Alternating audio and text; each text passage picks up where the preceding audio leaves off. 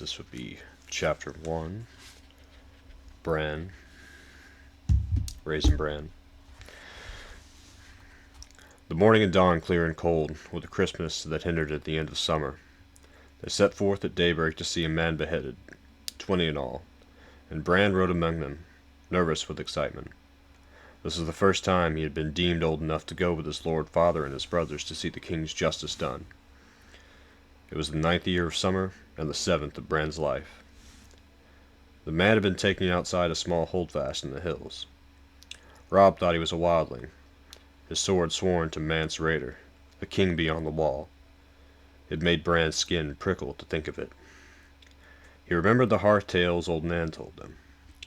The wildlings were cruel men, she said, slavers and slayers and thieves. They could sort up with giants and ghouls, stole girl children in the dead of night, and drank blood from polished horns, and their women lay with the others in the long night to sire terrible half-human children. But the man they found bound hand and foot to the holdfast wall awaiting the king's justice was old and scrawny, not much taller than Robb. He had lost both ears and a finger to frostbite, and he dressed all in black.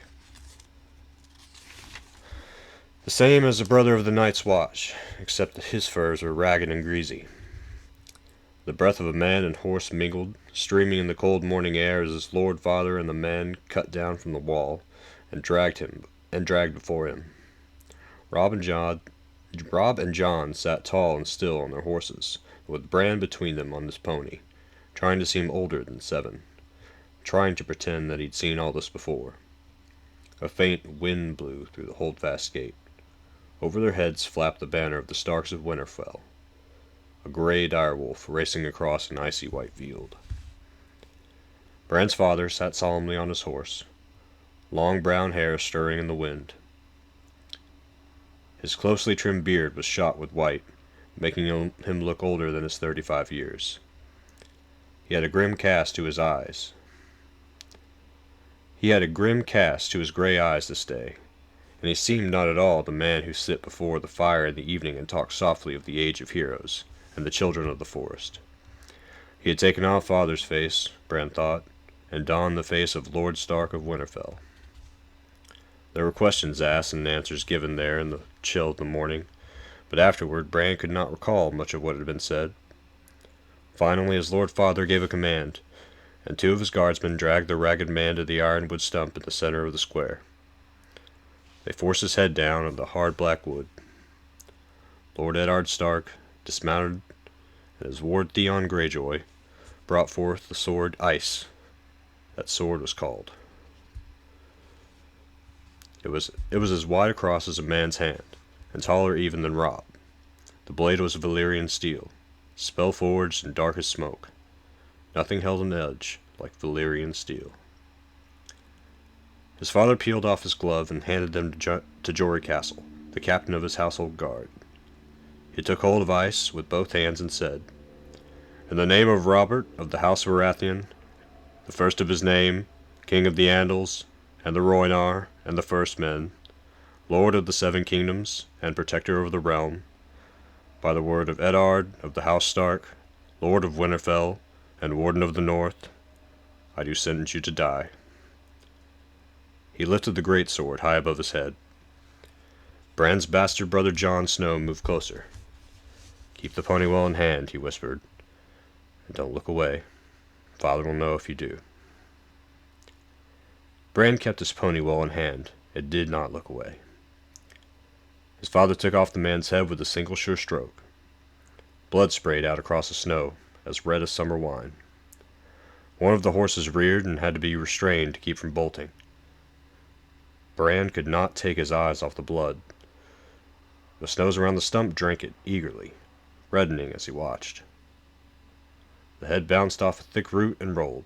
It came up near Greyjoy's feet. Theon was a lean, dark youth of 19, who found everything amusing. He laughed, put his boot on the head, and kicked it away. "Ass," Jon muttered, low enough so Greyjoy did not hear. He put a hand on Bran's shoulder, and Bran looked over at his bastard brother. "You did well," Jon told him solemnly. Jon was 14, and old-handed justice. It seemed colder on the long ride back to Winterfell, though. The wind had died by then, and the sun was higher in the sky. Bran rode with his brothers, well ahead of the main party, his pony struggling hard to keep up with their horses. The deserters died bravely, Robb said. He was big and broad and growing every day, with his mother's coloring, the fair skin, red-brown hair, and blue eyes of the Tullys of Riverrun. He had courage, at the least. No, Jon Snow said quietly. It was not courage. This one was dead of fear. You could see it in his eyes, Stark. Jon's eyes were a gray so dark they seemed almost black. But there was a little they did not see. He was of an age with Robb, but they did not look alike. Jon was slender, where Robb was muscular. Dark, where Robb was fair. Graceful and quick, where his half-brother was strong and fast. Robb was not impressed. The others take his eyes, he swore. He died well. Race you to the bridge? Done, Jon said, kicking his horse forward. Robb cursed and followed, and they galloped off down the trail. Robb laughing and hooting, Jon silent and intent. The hooves of their horses kicked up showers of snow as they went. Bran did not try to follow. His pony could not keep up. He had seen the ragged men's eyes, and he was thinking of them now. After a while, the sound of Robb's laughter receded, and the woods grew silent again. So deep in thought was he that he never heard the rest of the party until his father moved up to ride beside him. "Are you well, Bran?" he asked, not unkindly. "Yes, father," Bran told him. He looked up, wrapped up in his furs and leathers, mounted on his great war-horse. His lord father loomed over him like a giant. "Robb says the man died bravely, but Jon says he was afraid." "What do you think?" his father asked. Bran thought about it. Can a man still be brave if he's afraid? "That is the only time a man can be brave," his father told him. "Do you understand why I did it?" "He was a wildling," Bran said. "They carry off women and sell them to the others." His lord father smiled. "Old Nan has been telling you stories again. In truth, the man was an oath-breaker, a deserter from the Night's Watch. No man is more dangerous. The deserter knows his life is forfeit if he is taken, so he will not flinch from any crime, no matter how vile. But you mistaken me. The question was not why the man had to die, but why I must do it." Bran had no answer for that. "King Robert has a headsman," he said uncertainly. "He does," his father admitted, "as did the Targaryen kings before him. Yet our way is the older way. The blood of the first men still flows in the veins of the Starks, and we hold to the belief that the man who passes the sentence should swing the sword. And if you would take a man's life, you owe it to him to look him in the eyes and hear his final words. And if you cannot bear to do that, then perhaps the man does not deserve to die. One day, Bran, you will be Robb's bannerman, holding a keep of your own for your brother and your king, and justice will fall to you. When that day comes, you must take no pleasure in the task, but neither must you look away. A ruler who hides behind paid executioners soon forget what death is." That was when Jon reappeared on the crest of the hill before them. He waved and shouted down at them, "Father, Bran, come quickly, see what Robb has found." Then he was gone again. Jory rode up beside them. "Trouble, my lord?" "Beyond a doubt," his lord father said. "Come, let us see what mischief my sons have rooted out now." He sent his horse into a trot. Jory and Bran and the rest came after. They found Robb on a riverbank, north of the bridge, with Jon still mounted beside him. The late summer snows had been heavy this moon turn. Robb stood, knee-deep in white, his hood pulled back so the sun shone in his hair. He was cradling something in his arm, while the boys talked in hushed, excited voices. The riders picked their way carefully through the drifts, groping for solid footing on the hidden, uneven ground. Jory Castle and Theon Greyjoy were the first to reach the boys. Greyjoy was laughing and joking as he rode. Bran heard the breath go out of him. "Gods!" he exclaimed, struggling to keep control of his horse as he reached for his sword. Jory's sword was already out. "Robb, get away from it," he called as his horse reared under him. Robb grinned and looked up from the bundle in his arms. "She can't hurt you," he said. "She's dead, Jory." Bran was afire with curiosity by then. He would have spurred the pony faster, but his father made them dismount beside the bridge and approach on foot. Bran jumped off and ran.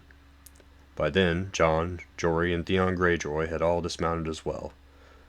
"What in the seven hells is it?" Greyjoy was saying. "A wolf," Robb told him. "A freak," Greyjoy said. "Look at the size of it." Bran's heart was thumping in his chest as he pushed through a waist-high drift to his brother's side. Half buried in blood-stained snow, a huge dark shape slumped in death. Ice had formed in its shaggy gray fur, and the faint smell of corruption clung to it like a woman's perfume. Bran glimpsed blind eyes, crawling with maggots, a wide mouth full of yellow teeth, but it was the size of it that made him gasp. It was bigger than his pony, twice the size of the largest hound in his father's kennel. "It's no freak," Jon said calmly. "That's a direwolf. They grow larger than any other kind." Theon Greyjoy said, "There's not been a direwolf sighted south of the Wall in 200 years. "I see one now," Jon replied. Bran tore his eyes away from the monster. That was when he noticed the bundle in Robb's arms. He gave a cry of delight and moved closer. The pup was a tiny ball of gray-black fur, its eyes still closed. It nuzzled blindly against Robb's chest as he cradled it, searching for milk among his leathers, making a sad little whimpering sound. Bran reached out hesitantly. "Go on," Robb told him. "You can touch him." Bran gave the pup a quick nervous stroke, then turned as Jon said, "Here you go." His half-brother put a second pup into his arms. "There are 5 of them," Bran said. Bran sat down in the snow and hugged the wolf pup to his face. Its fur was soft and warm against his cheek. "Direwolves loose in the realm after so many years," muttered Hullen, the master of horse. "I like it not." "It is a sign," Jory said. Father frowned. This is only a dead animal, Jory," he said, yet he seemed troubled. Snow crunched under his boots as he moved toward the body. "Do we know what killed her?" "There's something in her throat," Robb told him, proud to have found the answer before his father even asked. "There, just under the jaw." His father knelt and groped under the beast's head with his hand. He gave a yank and held it up for all to see. A foot of shattered antler, tine snapped off, all wet with blood. A sudden silence descended over the part. The men looked at the antler uneasily, and no one dared to speak. Even Bran could sense their fear, though he did not understand. His father tossed the antler to the side and cleansed his hands in the snow. "I'm surprised she lived long enough to whelp," he said. His voice broke the spell. "Maybe she didn't," Jory said. "I've heard the tales. Maybe the bitch was already dead when the pup came." "Born with the dead," another man put in. "Worse luck." "No matter," said Hullen. "They'll be dead soon enough." Bran gave a wordless cry of dismay. "The sooner the better," Theon Greyjoy agreed. He drew his sword. "Give the beast here, Bran." The little thing squirmed against him as if it heard and understood. "No!" Bran cried out fiercely. "It's mine." "Put away your sword, Greyjoy," Robb said. For a moment he sounded as commanding as their father, like the lord he would someday be. "We will keep these pups." "You cannot do that, boy," said Harwin, who was Hullen's son. "It'd be mercy to kill them," Hullen said. Bran looked to his lord father for rescue, but only got a frown, a furrowed brow.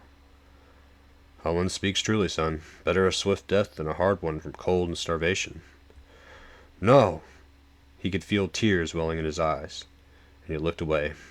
He did not want to cry in front of his father. Robb resisted stubbornly. "Sir Roderick's red bitch whelped again last week," he said. "It was a small litter, only 2 live pups. She'll have milk enough." She'll rip them apart when they try to nurse. Lord Stark, John said. It was strange to hear him call father that, so formal. Bran looked at him with desperate hope. There are 5 pups, he told father. 3 male, 2 female. What of it, John?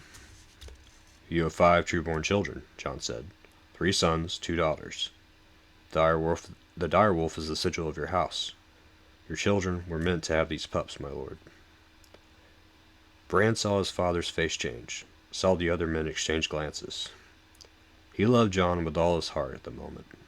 Even at 7, Bran understood that what his brother had done. The count had come right only because John had admitted himself. He had included the girls, including even Rickon, the baby, but not the bastard who bore the surname Snow. The name that custom decreed be given to all those in the north unlucky enough to be born with no name of their own. Their father understood as well. You want no pup for yourself, John? He asked softly. The dire wolf graces the banners of House Stark, John pointed out. I am no Stark, father. Their lord father regarded John thoughtfully. Robb rushed into the silence he left. I will nurse him myself, father, he promised. I will soak a towel with warm milk and give him suck from that. Me too, Bran echoed. The lord weighed his sons long and carefully with his eyes. Easy to say and harder to do. I will not have you wasting the servants' time with this. If you want these pups, you will feed them yourselves. Is that understood? Bran nodded eagerly. The pup squirmed in his grasp, licked at his face with a warm tongue. You must train them as well. You must train them. The Kennelmaster will have nothing to do with these monsters, I promise you that. And the gods help you if you neglect them or brutalize them or train them badly. These are not dogs to beg for treats and slink off at a kick. A dire wolf will rip a man's arm off his shoulder as easily as a dog will kill a rat. Are you sure you want this? Yes, father, Bran said. Yes, Robb agreed. The pups may die anyways, despite all you do. They won't die, Robb said. We won't let them die. Keep them then. Jory, Desmond, gather up the other pups. It's time we were back at Winterfell. It was not until they were mounted and on their way that Bran allowed himself to taste the sweet air of victory. By then, his pup was snuggled inside his leathers, warm against him, safe for the long ride home. Bran was wondering what to name him. Halfway across the bridge, John pulled up suddenly. What is it, John? Their lord father asked. Can't you hear it? Bran could hear the wind in the trees, the clatter of their hooves on the ironwork planks, the whimpering of his hungry pup, but John was listening to something else. There, John said. He swung his horse around and galloped back across the bridge. They watched him dismount, where the direwolf lay dead in the snow, watched him kneel. A moment later, he was riding back to them, smiling. He must have crawled away from the others, John said. Or been driven away, their father said, looking at the 6th pup. His fur was white, where the rest of the litter was gray. His eyes were as red as the blood of the ragged man who had died that morning.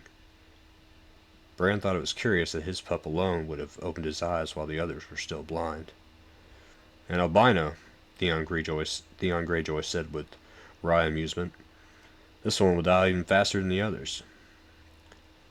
Jon Snow gave his father's ward a long, chilling look. I think not, Greyjoy, he said. This one belongs to me.